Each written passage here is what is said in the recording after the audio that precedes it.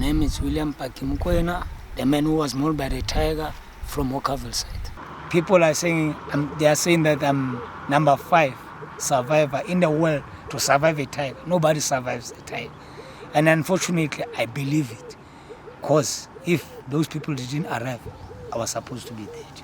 How long were you in hospital? It's a month and a half because I went there around it was 15th of January. I arrived back last week of February. In total, it's 1 month and a half. Yes, I can say so. And just tell us about the extent of your injuries. How badly were you injured in the attack? I was badly injured. The thing is, I've got evidence, everything is there.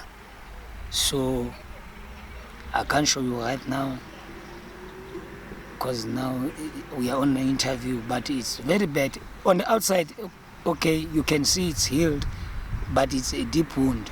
On the inside, it's still too bad. This leg can't move like this leg, like it used to move all together. I don't want to stay long because if I stay long, it affects me. That's why at work they say I must work a little bit, sit down a little bit, because I can't stand for long. Yes. Yes. Okay, so now having survived an attack from a tiger, what advice would you give people on how to You know, your question is good and nice, but the thing is, I can't advise people. We don't have tigers. That is a miracle. We don't have tigers. I can't say, hey, people, if you see a tiger, do this and that. Even me, I didn't know what to do. That's what I'm saying. The ancestors and God, that's why I survived. And the people who came with the torches, they are the ones who made me survive. Otherwise, I will be dead by now. Very few people in South Africa have ever been attacked by a tiger. Can you tell us exactly what happened on that day, and just run us through, like, what did you experience and what happened on that day? Okay. It was at night around 9 o'clock. Yes, plus minus 9 o'clock, because the shop our shop actually closes 9 o'clock. So there were not too many people by the shop. So unfortunately they closed around 9:15 somewhere there. So I just passed by the shop, went to my cousin. My cousin she's staying there by the yard of the shop. So I just told them, hi, I'm leaving, the shop is closed, I'm going home, all that stuff. By the time I was leaving, unfortunately, not too far, man. I can say maybe around from here to the church there. Yes, then my shoelace, I don't know what said I must tighten my shoelace. Unfortunately, I put my phone down. I was holding the phone and the speaker, so I put them down.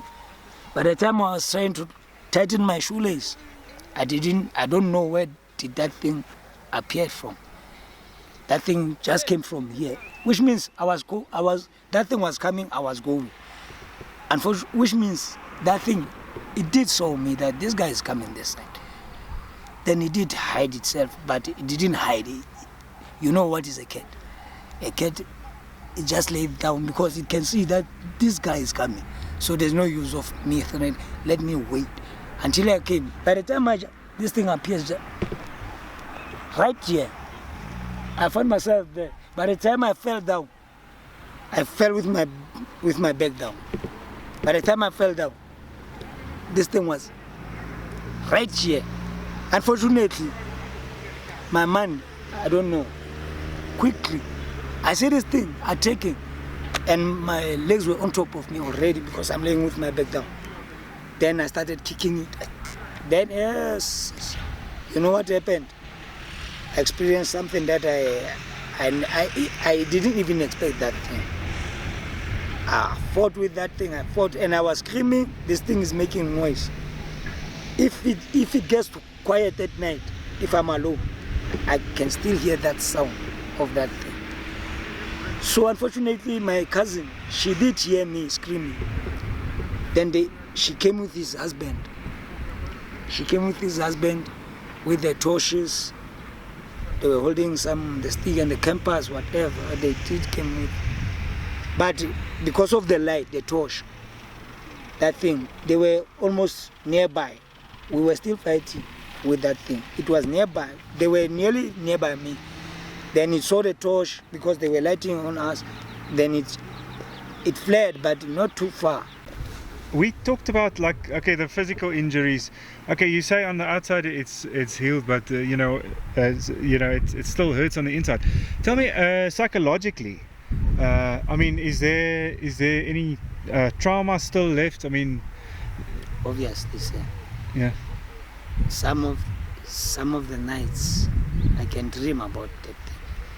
Because last time I was dreaming about it, I dreamt it was coming into the house, the children were outside. I took the children inside. But I can hear it was pushing the door. And I put my legs so that you see the dream. You know what is it? Is there still a bit of resentment, towards the owner of the tiger? How do you feel? I'm angry at the owner. He was there by the shop the very same Saturday before the ambulance came to take me. He was there. He didn't even come to see how bad is my injuries. He just said, oh, they just said, there's the guy. He said, oh, there, oh, okay. He didn't even come to say, hey, what's your name? Who are you? And then where are you staying? How bad is the injuries? He didn't even bother.